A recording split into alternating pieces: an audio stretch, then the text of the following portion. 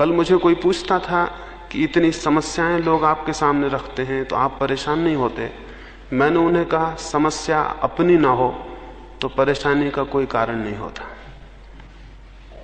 समस्या दूसरे की हो तो कोई परेशानी नहीं होती है। समस्या अपनी हो तो परेशानी शुरू हो जाती। मेरी कोई समस्या इस अर्थों में नहीं है, लेकिन एक नए तरह का दुख अब जीवन में प्रविष्ट हो गया।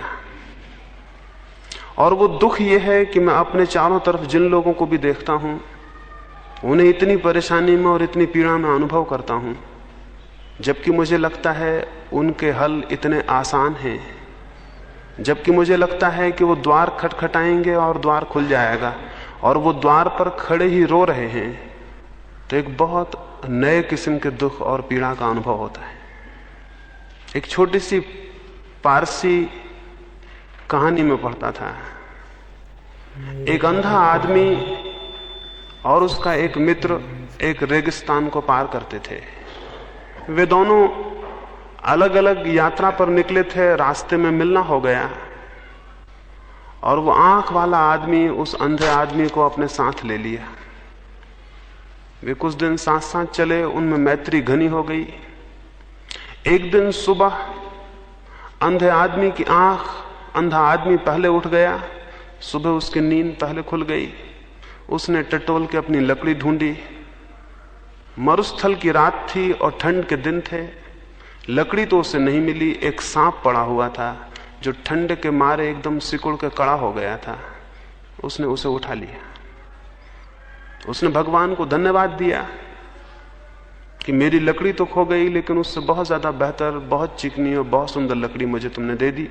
उसने भगवान को धन्यवाद दिया कि तुम बड़े कृपालु हो। उसने उसी लकड़ी से अपने आंख वाले मित्र को धक्का दिया और उठाने की कोशिश की कि उठो, सुबह हो गई है। वो आंख वाला मित्र उठा, देख के घबरा गया और उसने कहा कि तुम ये क्या हाथ में पकड़े हुए हो? इसे एकदम छोड़ दो, ये सांप है और जीवन के लिए खतरनाक हो जाएगा। वो अंधा आदमी बोला, मित्र, ईर्ष्या के वश तुम मेरी इस सुंदर लकड़ी को सांप बता रहे हो। चाहते हो कि मैं इसे छोड़ दूं तो तुम इसे उठा लो, लेकिन अंधा जरूर हूं, लेकिन इतना नासमझ नहीं हूं।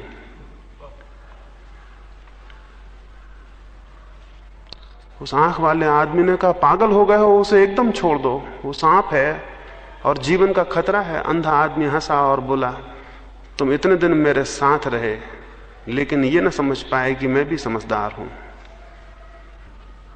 मेरी लकड़ी खो गई है और परमात्मा ने एक बहुत सुंदर लकड़ी मुझे दे दी है, तो तुम उसे सांप बता रहे हो। वह अंधा आदमी गुस्से में मित्र की इस ईर्ष्या और जलन को देख के अपने रास्ते पर चल पड़ा।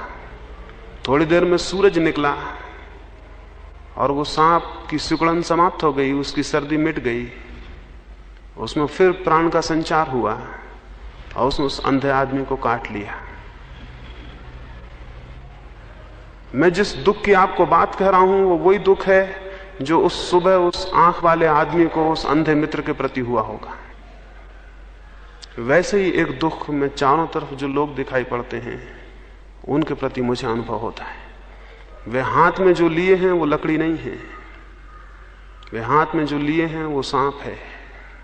लेकिन अगर मैं उनको कहूं कि ये सांप है तो शायद उनके मन में हो, न मालूम किस ईर्ष्या के वश, न मालूम किस कारण हमारी लकड़ियों को सांप बताया जा रहा है। ये मैं किसी और के लिए नहीं कह रहा हूं, ये मैं आपके लिए कह रहा हूं। ऐसा मत सोचना कि आपके पड़ोस में जो बैठे हैं उनके लिए कह रहा हूं, बिल्कुल आपके लिए कह रहा हूं। और आपके सबके हाथों मुझे सांप दिखाई पड़ते हैं, और आप जिनको भी सहारे समझे हुए हैं और लकड़ियां समझे हुए हैं वो कोई सहारे नहीं है और कोई लकड़ियां नहीं है। लेकिन इसके पहले कि आप रास्ता छोड़ के चले जाएं और समझें कि मैंने ईर्ष्यावश आपकी लकड़ी छीनने को कोई बात कही है, इसलिए एकदम उसे सांप नहीं कहता हूं। आहिस्ता आहिस्ता आपको समझाने की कोशिश करता हूं कि जो आप पकड़े हुए हैं वो गलत है। बल्कि ये भी नहीं कहता हूं कि जो पकड़े हुए हैं गलत है, यही कहता हूं कि कुछ और भी श्रेष्ठ है जो पकड़ा जा सकता है। किसी और विराट आनंद को पकड़ा जा सकता है, जीवन में किन्हीं और बड़े सत्यों को पकड़ा जा सकता है।